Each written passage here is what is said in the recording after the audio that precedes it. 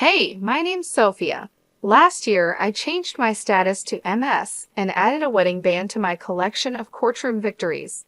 Slinging arguments before a judge is my zone, but I never thought I'd need a defense strategy for family dinners. Let me explain. My husband, Billy, is a mama's boy, and I get why. Mrs. Jerry, his mom, is the queen bee of their hive. She did the single mom hustle, raising two kids on her own. Mad props for that. Then there's his sister Lauren. She thinks she's the center of the universe. I remember the first time I walked into their place. Billy had his arm around me like I was a trophy. The living room was like a shrine, with photos of Billy and Lauren everywhere. It felt cozy, but also like I was stepping onto a movie set where they'd been playing house for years. Suddenly, I was the unexpected guest. Mrs. Jerry greeted me with a tight-lipped smile. The kind that says, I'm smiling because I have to, but I'd rather be scrubbing the bathroom grout with your toothbrush. She wore one of those floral dresses that screamed, I'm the matriarch. Sophia, dear, Billy's told us so much about you, she said, sizing me up like a car she's not sure she wants to buy. Yeah, I've been looking forward to meeting the famous Mrs. Jerry. Billy's mom has done nothing but sing your praises, I said, trying to warm up the room. Oh, how sweet, Lauren chimed in. She'd been eyeing me like a hawk since I walked in. Tell us, Sophia, how's the lawyer life? I picture you in court like on TV, making bank. So how much do you actually make? I almost choked. Who asks that right away? I laughed because what else could I do? Ah, you know, trade secret and all that. I shot back without missing a beat. Mrs. Jerry picked up the conversation like it was a relay race. But surely you can give us a ballpark figure for family. Billy shot me a look that said, please don't be mad, but I kept my cool. If I had $1 for every time someone asked me that, I'd have enough to change the subject. I tried to smile in a friendly way. Mrs. Jerry snorted. Yeah, she snorted. Well, it's no secret what a teacher earns, right, Billy? She asked. Billy sighed. Mom, let's not do this now. Right, she said, waving her hand like she was dismissing a servant. Anyway, you'll be like family now. Sharing is caring and all that. I glanced at Billy. He had his help me face on. I knew then I wasn't just marrying Billy. I was joining some kind of domestic Cold War. A couple of weeks later, I was standing in our kitchen, wearing an apron and cooking Mrs. Jerry's famous chili recipe. Mrs. Jerry and Lauren had this habit of dropping by unannounced like they forgot it wasn't their house. Your chili needs more heat, Mrs. Jerry said, poking at the ladle, and less salt. Watch your husband's blood pressure. Got it? I replied, but inside I was rolling my eyes so hard I could see my brain. Lauren was there too, leaning back on a stool like she was royalty. You see this spot, Sophia. Cleanliness is next to godliness, isn't it, Mom? Lauren said. Mrs. Jerry nodded like it was the gospel, and Lauren was mentally high-fiving herself. Funny, I cleaned this place this morning, I said, wiping the spot off the counter. Must have missed that one. Billy was in the other room, clueless, probably deep in some video game or sports stats. I decided it was time to fill him in on the home invasions. I poked my head in where he was slouched on the couch. Hey, you got a sec. What's up, babe? Billy flicked his eyes up for a moment, afraid he might miss a crucial play. Your mom and Lauren, they come in, take over, and nitpick everything I do. It's like they're looking for stuff to complain about, I said.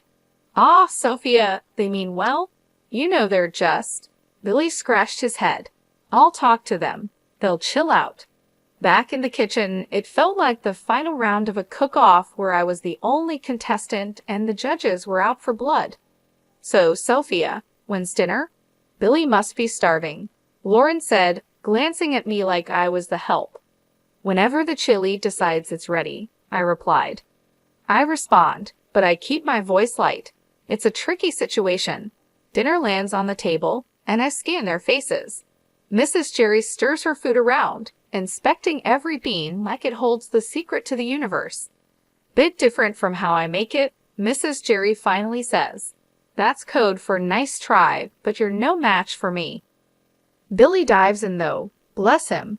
Babe, this is awesome. Right, Ma?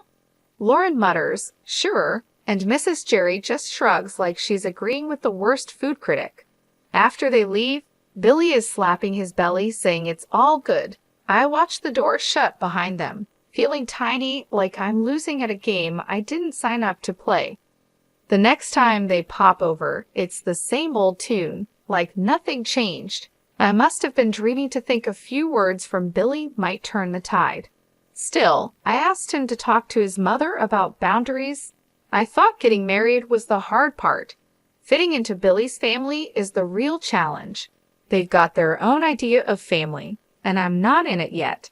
If this is what married life is like, count me out of the honeymoon phase. It was one of those days where the clock seemed to tick slower than syrup drips from a bottle. That's when my phone decided to ring.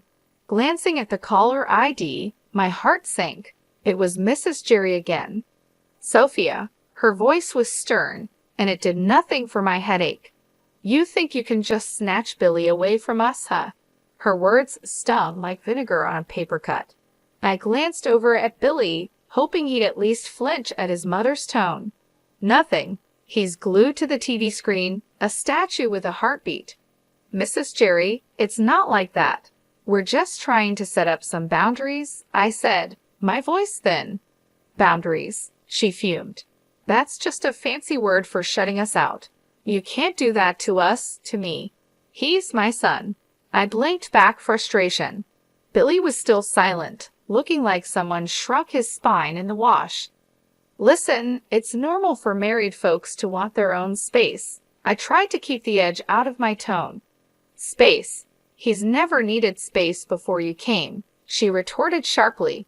Each word chipped away at my patience. That's when Billy decided to speak up, but not to back me up. No, Mom, everything's okay.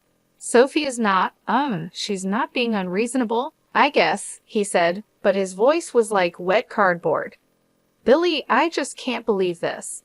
First, Lauren tells me Sophia is making a fuss over our visits, and now this.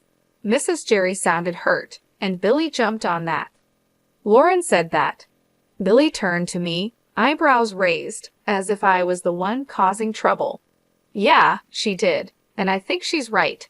Family is family, Billy. You can't just turn your back on us. She pressed harder, knowing she was pulling him in. I saw my husband, the man I loved, deflate like a balloon 3 days after a party. The call ended with promises of another family meeting that felt more like a summit to discuss the terms of my surrender. After the call, it was as if nothing had happened. Billy settled back on the couch, resuming his championship in channel surfing. Mrs. Jerry continued her visits, each one a master class in thinly veiled jabs. And Lauren. She might as well have been a puppet master, always getting Billy's ear whenever she pleased. When word got back to me that Lauren was bad-mouthing me all over town, my blood boiled for a second, but I didn't let it get the best of me. I knew I had to handle this the right way. I waited for the right moment to deal with Lauren directly, and that moment came sooner than I thought. I found Lauren at the market on a Sunday morning, filling her basket with groceries. She didn't see me at first, but I walked right up to her, steady and strong. Lauren, I said. She looked up and rolled her eyes. What do you want, Sophia? We need to talk. It's about the stories you've been spreading. She snorted loudly, a smirk spreading across her face. Stories. I don't know what you're talking about. The rumors, Lauren. About me. Teresa's bossy, Teresa's this and that. Cut it out. She laughed, tossing an apple up and down in her hand. And what are you going to do if I don't? You think you can boss me around? I kept my cool. Listen, spreading lies isn't just mean, it's slander, and I won't stand for it. Lauren laughed again, louder this time. You're going to sue me. Get real, Sophia. You aren't got the stomach for that. People's reputations are at stake. I'm serious, Lauren.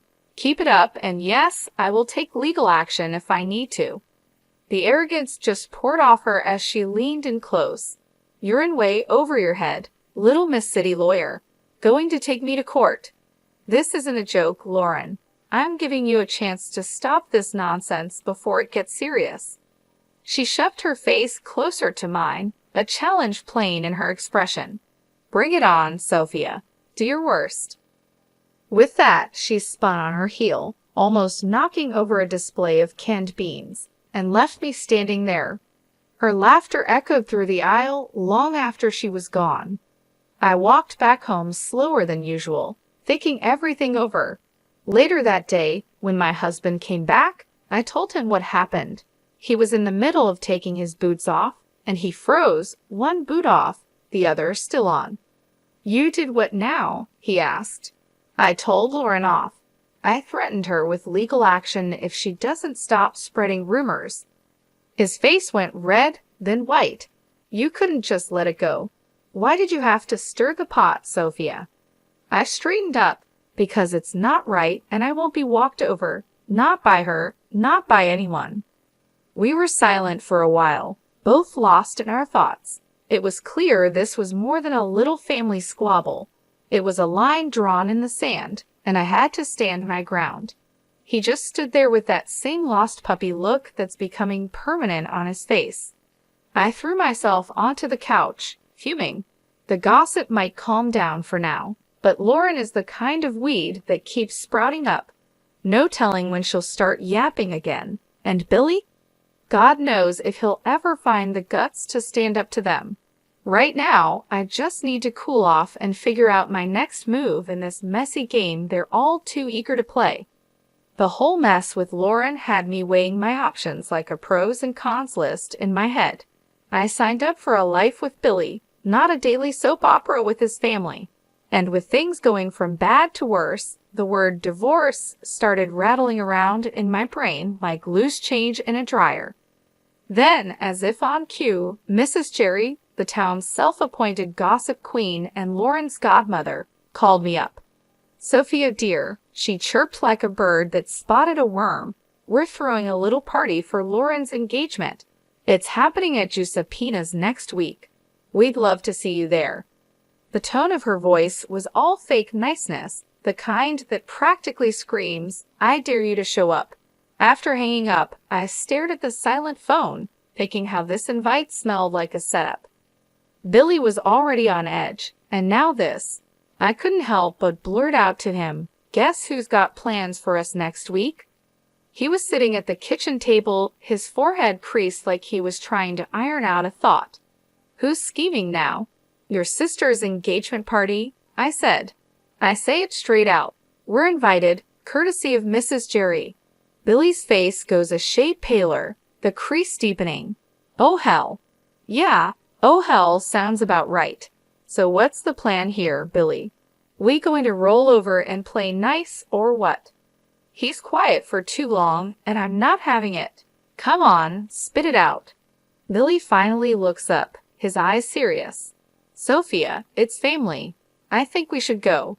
I cross my arms, feeling the heat rise up my neck, and let Lauren have a field day. I'm not their punching bag. He throws his hands up, a bit too dramatically. What do you want me to say? That's my sister Sophia. I lean in, my hands flat on the table. And I'm your wife. Does that not count for much these days? The word divorce is right there on the tip of my tongue, but I bite it back hard. Billy runs his hand through his hair, making it stand up like he's just had an electric shock. Of course it counts. Look, I'm stuck between a rock and a hard place here. I'm a heartbeat away from losing my cool. Well, guess what, sweetheart, so am I. I married you, not your constant need to please your family at my expense. Billy stands up, walks over, and takes my hands. They felt rough, all work and worry. Sophia, I love you. I do, and I hate that it's come to this. Let's not go to the party. You and me, we're a team, right? It struck me then that this was the first time in a long while he picked me over them without flinching. It felt like finding an oasis in the middle of the desert. That night, the thought of divorce quietly tucked itself away. Not gone, but sleeping like a dog with one eye always open. But it was enough for me to catch my breath, to maybe believe that we could find some solid ground again. Giuseppina's was hopping when we showed up, walls throbbing with too loud laughter and clinking glasses. I spotted Mrs. Jerry right away, sitting Queen Bee style at the biggest table with that I rule the world look. There was Billy's sister Lauren, all grins like she won the lottery, and her guy Andrew, a deer in headlights type trying to smile. His folks were with them too, stiff and awkward like they wandered into the wrong movie theater. Mrs. Jerry zeroed in on me the second we stepped in. "Sophia," she oozed, like I was a 6-year-old not playing nice, "you'll be taking care of the bill tonight, right? To show you're one of us." I nearly spit out my drink. "What? Why me?" The table's all ears now, and the air's thick with that, "Oh, this is going to be good vibe." Mrs. Jerry stretches her smile. "Tradition, sweetheart. The newest family member always shows their commitment." My jaw clamps shut so fast I'm surprised I don't chip a tooth. Commitment. That sounds a whole lot like a shakedown. Everyone's perked up like they're hearing a whistle. And there she goes, Mrs. Jerry puffing up like I slapped her. "Excuse me, that's uncalled for." Billy leans in, his voice barely more than a whisper. "Just do it, Sophia. It's not a big deal." "A big deal," I whisper back, my voice turning to a snarl. "No thanks, I aren't no one's piggy bank." He's hissing now, real quiet but clear. "Pay the damn bill, Sophia, or we're through. I mean it." My laugh is as sharp as a snapped wire. "You're not serious." He's all stone face and tight mouth. "You think I'm playing?" I stare him down. "Divorce over this?" He's all, "Family first, Sophia." I'm shaking my head. And where do I fit, huh? It's showdown time, and even Andrew and his parents are watching, their faces screaming, "What the hell's going on?" I push back my chair and stand, letting them all hear me. "No, I aren't doing this dance," I say, my voice like a hammer on steel. There's shock on their faces, some whispering, some wide-eyed. Billy's going red, white, red, like a stoplight losing its mind. Mrs. Jerry looks like she might choke. I walk out into the night. It's black and cool and smells like freedom. I hear the door slam behind me. My heart's racing, but it's Billy who threw the divorce word, not me. The bar was nothing special, just another hole in the wall with dim lights and the smell of old beer. I had barely settled with a glass of something strong when my phone rang. It was Billy, and for a moment I considered not answering, but I did. "Sophia, listen, I'm sorry. I didn't mean to say divorce." Billy's voice was rushed and apologetic. Before I could even think of a response, Lauren's voice blasted through. "You've ruined my engagement dinner. You selfish." The phone must have changed hands so fast my head spun. I could practically hear the venom in her voice. In the background, I heard Mrs. Jerry loud and clear. "Why should I pay? He's your son. You pay the bill. I won't have my daughter marrying into a family that doesn't know how to treat people." The chaos from Giuseppina's was spilling through the phone like a bad sitcom without a laugh track. People were arguing, and it seemed like nobody was keen on picking up the tab. I pushed away from the bar, my anger giving me a clear, calm voice. "Lauren, chill out. Your mom's the one making a scene, not me." "Sophia, hang up," Billy said, his voice a faint whisper behind his sister's ranting. "No, she needs to." Lauren kept going, but I wasn't about to play this game. I ended the call.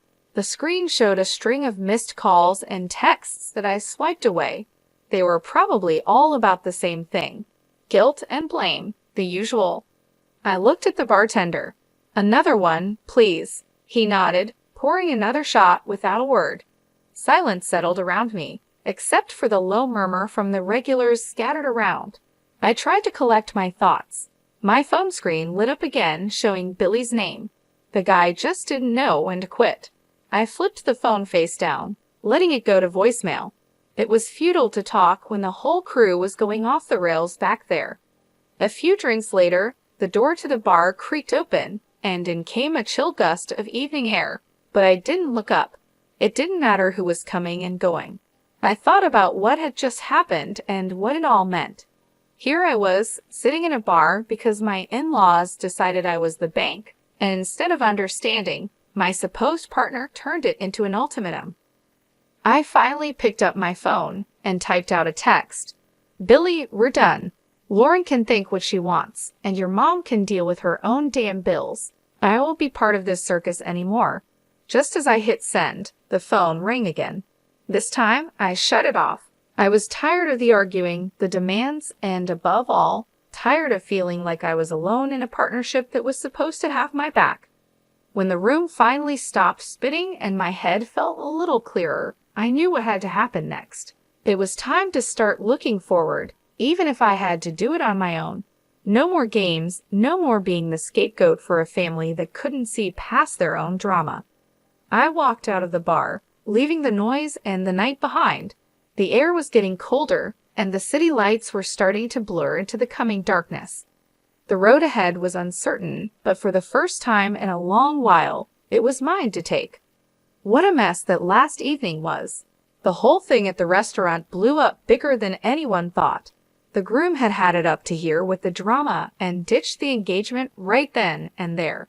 You should have seen Lauren's face when he dropped that bomb. I can't believe it. No one saw it coming, least of all her. Then the mother-in-law lost it, screaming like a banshee. She was causing such a scene that the groom's family looked ready to call 911. She was yelling about disrespect and no consideration. It was pure chaos, like one of those trashy daytime shows where chairs start flying. Meanwhile, I was done. I filed for divorce and cut off all contact. I ignored Billy's calls and deleted his messages. The last I heard, he, his sister, and my former mother-in-law from hell are all holed up in the same house, probably driving each other crazy. As for me, it felt like I finally stopped holding my breath after years underwater. Life's simpler now, but that evening is still the talk whenever I bump into people from the old circle. It gets old, you know. So, here's the update for anyone who still cares. I'm living my best, most peaceful life. I'm sitting in my usual spot at the cafe down the street from my place, the one where the coffee is strong and no one asks too many questions. The barista gives me a nod. The usual? He asks, like he's asking if the sky is up. Yep, I say.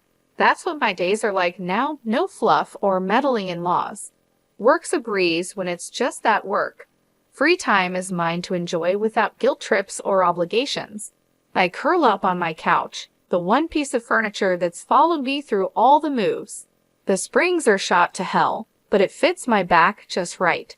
I flip on the TV, watching some crime show where they catch the bad guys by minute 30. The peace is what gets me. Not eerie or lonely, just peace. Breathe in, breathe out. No more walking on eggshells or cleaning up family feuds. This is living. When I hit the pillow each night, it's with a sense of accomplishment. No pat on the back needed. I know my worth, and finally, I'm living like it. I'm eating my lunch when the phone dings a message from a number I don't know. Probably Billy using someone else's phone to reach out. I delete it without reading. Not today, Satan. Not ever. They used to say, you'll regret this. But here I am, not a single regret in sight. The day drags out cozy and fine, ending with a glass of something smooth and a book I've been meaning to read. The heroine's tough but fair, reminds me of someone I know.